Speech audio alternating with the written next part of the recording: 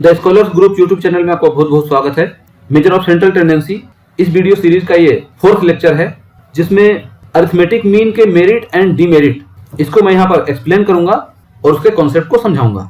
जैसा कि आपको बुक में भी मिल जाएगा, 4-5 मेरिट होते हैं और इसके कुछ डीमेरिट भी होते हैं। सबसे फर्स्ट लेक्चर में मैंने properties of an ideal measure of central tendency ये एक्सप्लेन किया था, तो वो प्रॉपर्टी अरिथमेटिक मीन पर भी अप्लाई होगा, उसको यहाँ पर हम मेरिट कहेंगे। All these merits are due to professor you'll.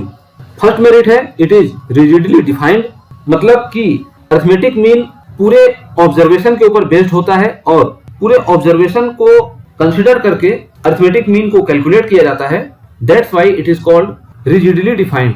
It is easy to understand and easy to calculate. इसका कैलकुलेशन इजी होता है क्योंकि ये सभी ऑब्जर्वेशन के ऊपर बेस्ड होता है, इसलिए सभी ऑब्जर्वेशन को हम कंसिडर करते हैं और तब on the basis of using different kinds of formula we calculate that mean and उसको हम इजीली अंडरस्टैंड समझ भी सकते हैं। It is based on all the observations. Actually ये ऊपर के दोनों पॉइंट्स के ऊपर बेस्ड है। अगर कोई वैल्यू x1 से xn तक है तो x1 से xn तक जितने भी वैल्यूज हैं इन सभी वैल्यूज का sum divided by total number of observation. So it is based on all the observation. It can be readily put to algebraic treatment. ये अलजेब्राइक ट्रीटमेंट मतलब इसमें सम करके नंबर ऑफ ऑब्जर्वेशन से divide करना है, या फिर फ्रीक्वेंसी डिस्ट्रीब्यूशन है तो फ्रीक्वेंसी से मल्टीप्लाई करके उसको डिवाइड करना है, हमें मीन मिल जाएगा। That is called algebraic treatment. इस पर अप्लाई होगा। It can be readily put to algebraic treatment. And fifth merit है of all the averages arithmetic mean is affected least by fluctuation of sampling. Arithmetic mean कुछ ऐसा होना चाहिए कि sampling में अगर फ्लक्चुएशन भी हो रहा हो तो इसका मीन ज्यादा अफेक्ट नहीं होना चाहिए, मीन पर ज्यादा प्रभाव नहीं पड़ना चाहिए। This property is sometime described by saying that arithmetic mean is a stable average.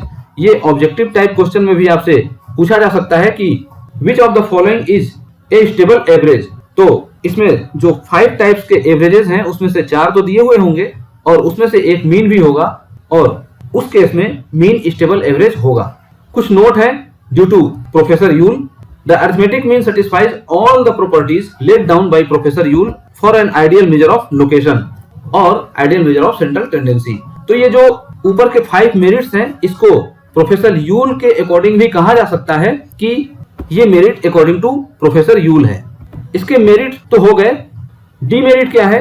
The arithmetic mean can not be determined by inspection nor it can be located graphically. ये सभी पॉइंट एग्जामिनेशन में पूछे जाते हैं। Inspection से आप arithmetic mean को find out नहीं कर सकते, आपको कैलकुलेट करना ही पड़ेगा। फर्स्ट थिंग हो गया।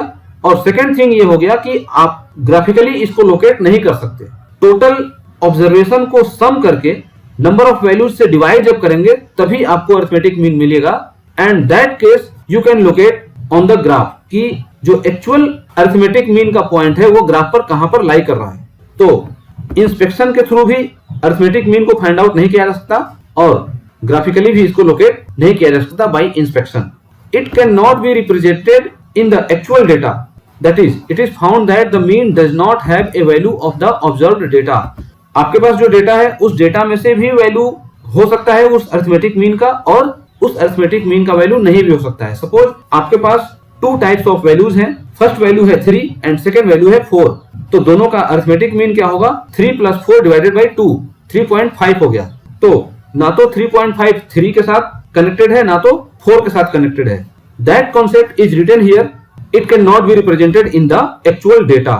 It is found that the mean does not have a value of the observed data. Third demerit है arithmetic mean can not be used if we are dealing with qualitative characteristic of data such as honesty, beauty, intelligence etcetera. Arithmetic mean only quantitative data के साथ ही apply किया जा सकता है और उसी की अरिथमेटिक मीन हमें फाइंड आउट हम कर सकते हैं। क्वालिटेटिव डेटा पर ये अप्लाई नहीं हो सकता। Qualitative characteristic of data such that honesty, beauty, poor, reach, intelligence, इस टाइप के जो डेटा सेट होते हैं उसको क्वालिटेटिव कैरेक्टरिस्टिक ऑफ डेटा ये कहा जाता है और वहां पर अरिथमेटिक मीन फेल हो जाता है या फिर वहां पर अरिथमेटिक मीन अप्लाई नहीं किया जा सकता। Arithmetic mean is affected very much by extreme value. मैंने स्टार्टिंग वाले वीडियो में भी बताया था कि अगर आपके पास जो डेटा है उस डेटा का जो स्ट्रक्चर इस टाइप का है कि कुछ डेटा डेंस नहीं है, मैक्सिमम डेटा आपका यहाँ पर लाई कर रहा है, और कुछ ऐसे डेटा है जो इस डेटा सेट से बाहर है। मतलब जहां पर डेटा का कंसंट्रेशन है उस कंसंट्रेशन से कुछ डेटा ऐसे हैं जो बाहर हैं, तो that is called extreme value. और उस एक्सट्रीम के केस में अरिथमेटिक मीन बहुत ज्यादा इफेक्टिव हो जाता है। लास्ट है इन एक्सट्रीमली एसिमेट्रिकल और skewed distribution usually arithmetic mean is not a suitable measure of location. यहाँ पर इस फोर्थ पॉइंट को हम कोरिलेट कर सकते हैं। एक हम ग्राफ ले लें और कोई भी हम स्क्यूड डिस्ट्रीब्यूशन ले लें, तो सपोज कि मीन यहां पर मिला, डेटा का जो कंसंट्रेशन है कुछ इस एरिया में है, बट मीन हमें मिल रहा है इस पोजीशन पर। तो अगर स्क्यूड डिस्ट्रीब्यूशन हो या तो इस फॉर्मेट में या तो इस फॉर्मेट में, तो कहीं डेटा यहां मिलेगा उसका मीन, जबकि डेटा का कंसंट्रेशन हमारा मैक्सिमम यहां है, इस एरिया में मिलना चाहिए। इस केस में इस एरिया में मिलना चाहिए मीन, बट मीन इसके बाहर कहीं मिल रहा है। तो उस केस में क्या होता है कि जब डेटा स्क्यूड हो या एसिमेट्रिकल डिस्ट्रीब्यूशन में हो तो अरिथमेटिक मीन सुटेबल नहीं माना जाता है, मेजर ऑफ लोकेशन नहीं होता है सुटेबल।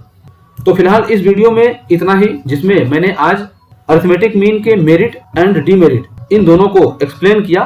मैं एक्सपेक्ट करता हूं कि आपको ये वीडियो पसंद आया होगा और आपने अपने कॉपी पर इन सारे मटेरियल नोट्स को नोट डाउन कर लिया होगा।